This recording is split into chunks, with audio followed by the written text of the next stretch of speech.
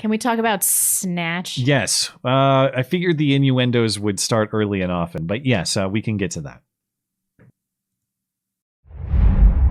In a world of movie references flying over his head, one man will finally watch them.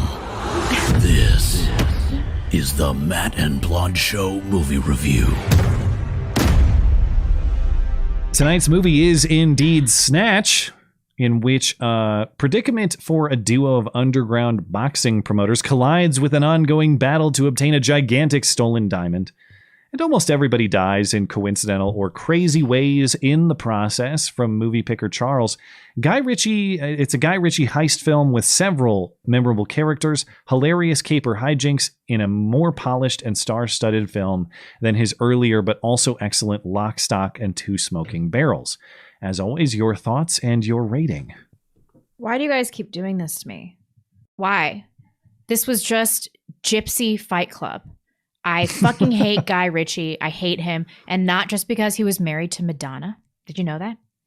Married to Madonna. I didn't, actually. That's news why to there's me. all this GD Madonna music, which was so annoying. Oh. I just hate his style, this frenetic energy that just pulses through his movies. It's totally unchecked, unedited. It has no cinematic value. I hate it so much.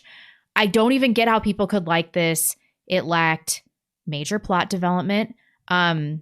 And the dialogue, albeit it was often intentional, was totally inscrutable. I had no fucking idea what was going on, and I had to put the subtitles on. What even is this? I found myself watching in 20-minute increments because I was so pissed off. I was just seething because I didn't know what was going on, and it was just...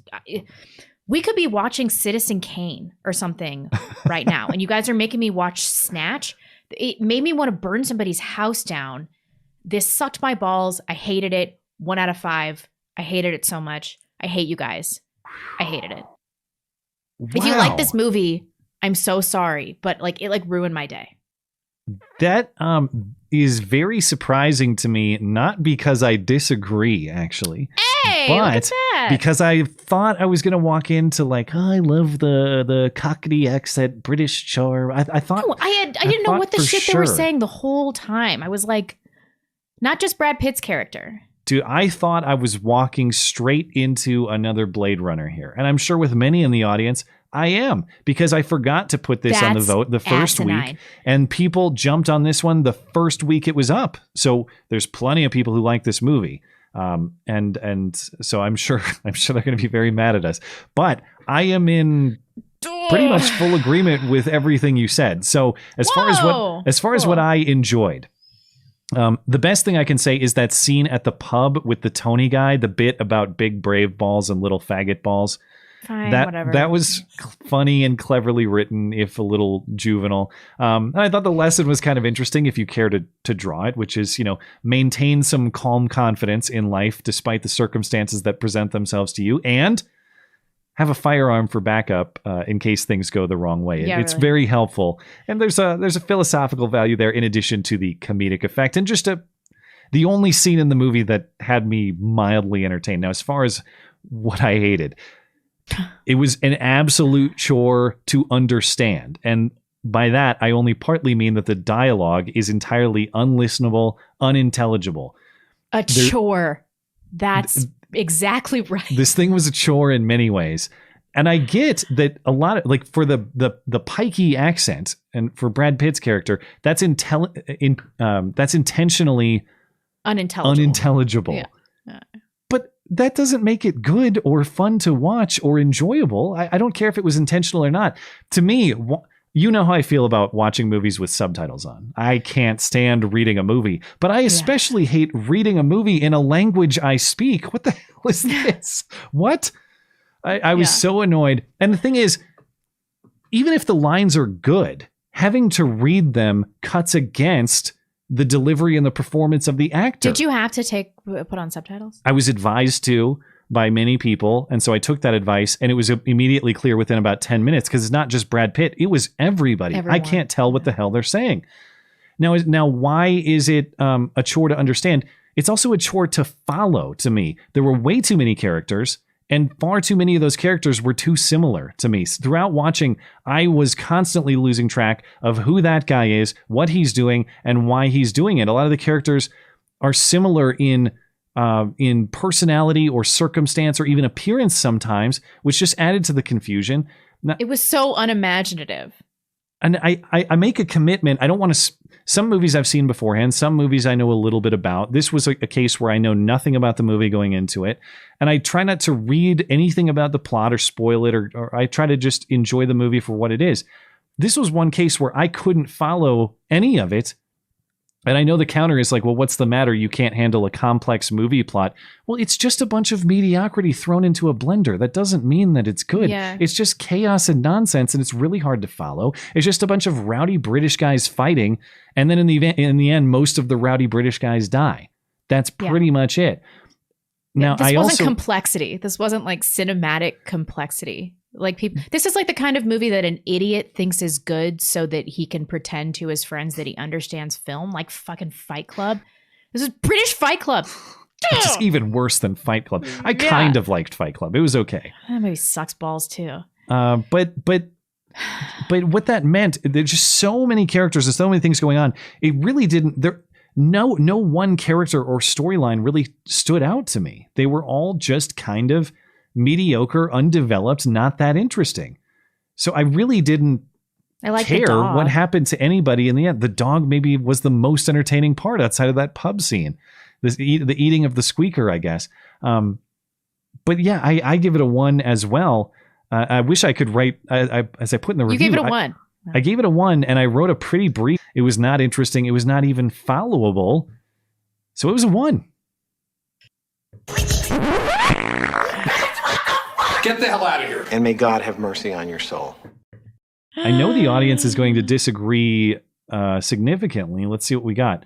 Most people are giving it 5s and 4s. That's a majority of the early vote. 5s and 4s. Although 1 is in a very close third place. Right now you have about a quarter of people giving it a 4, a quarter giving it a 5, and a quarter giving it a 1. So maybe another polarizing movie. Next week's movie is Predator, so that might be fun. Sweet. I've not seen it, but we've seen a lot of Schwarzenegger through this bit, and I could use a little 80s cheese to cleanse that palate, because this was a rough watch, man. Okay, I'm glad, because I was pretty worried you were going to like it. I guess I just don't really people are always like, oh, you just, what they did with Fight Club, you just don't understand. I have a feeling I'm going to get a lot of that with this, yeah. But I'm having a hard time finding what the appeal for anybody is. This is just like swinging dick machismo, but without any value. I didn't find it funny. Oh, and I hated, before we move on, this like jump cut montage thing. I just fucking hated that. Did you have a specific moment that you're like referencing? When I guess would I can go remember. Back on the plane and be like him drinking, and then the sound of it. It was like this. I just hate this guy the Guy Ritchie energy. Gotcha. In the movie, I liked Lost Stock and Two Smoking Barrels though. I don't know if I've seen any of his other movies. What else is he famous for? I think he did Layer Cake, which I remember not hating. This might be my first exposure. Oh no, that was a Matthew Vaughn. Sorry. And I swear I'm not trying to hate British movies by default. I'm trying to give them a fair shake. But man, they're really pushing. I was talking to a friend of the show and movie connoisseur Michael Schlecht, and he pointed out to me Hot Fuzz, Shaun of the Dead are also British movies, and those are okay. I've seen those, and those are British movies I don't hate. So I know I'm not just hating things that are British, at least. I like a lot of British movies, and everything you said was right, except Blade Runner, of course, is a masterpiece.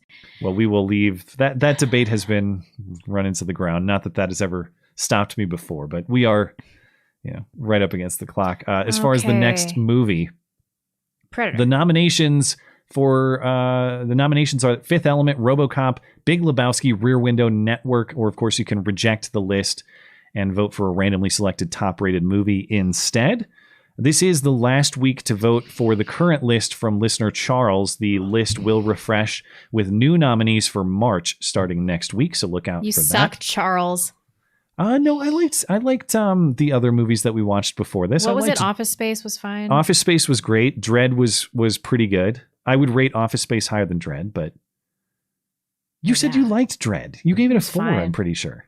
3. It was fine. Right. It was whatever, you know. Yeah. But I'm really longing for some great films here. Or wait, like I want to know what you think about. Was this only the second one? Did he not? I don't think we watched that one in January, didn't we? I don't know. I should probably credit our people correctly here.